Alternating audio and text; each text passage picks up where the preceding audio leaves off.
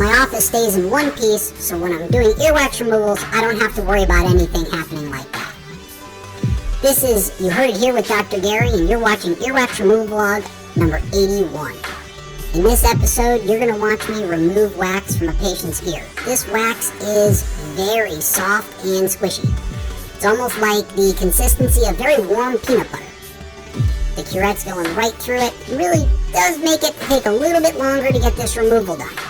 But the end results, as always, are definitely worth it. You're also going to see the most satisfying wax removal of the week, at least in my opinion. You can see there we've got the wax opened up, and now I've got a good view of the eardrum with some hair down there, and there's definitely enough wax that we have to finish getting it out of the way.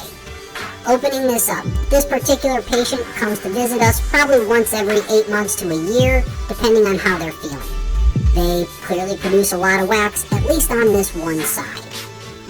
If you like these wax removal videos, please take a moment to like and subscribe. It really does help with the YouTube algorithm, allows me to get this educational information in front of more patients. Alright, we're going to come down the ear canal nice and slow. You can see that hair, along with the wax, has been pulled out of the way. We get a great view of the eardrum. We can see a clear cone of light. The eardrum looks healthy. We can even see the back side of the malleus bone, one of the bones of the middle ear. Today's Did You Know is going to focus on the ear itself. Our ear contains 3 different parts: an outer ear, a middle ear, and an inner ear. Each one serves a different function. After we go through these wax removals, I'm going to show you a picture of the ear, and we're going to identify them and really determine that the wax only happens in the outer ear, but it can affect everything that happens beyond that point. Alright, this is that patient's other side. You can tell it does not have nearly as much wax as the left side does, so we're going to remove the remainder of this wax off the bottom of the ear canal or the ear canal floor, and then we'll get a good view of the eardrum, and then we're going to go on to the most satisfying wax removal of the week. As soon as this comes out.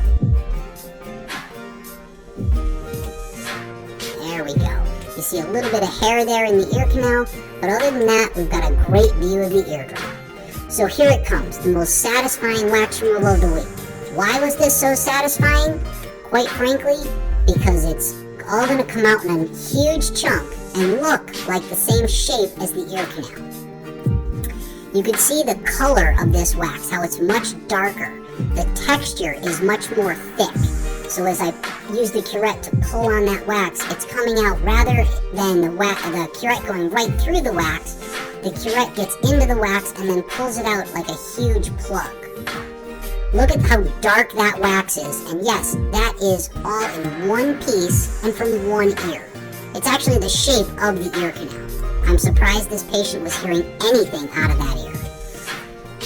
Alright, now let's take a look back in there. Now once we've removed that, we can see a little bit of dead skin on the ear canal wall and the ear canal ceiling.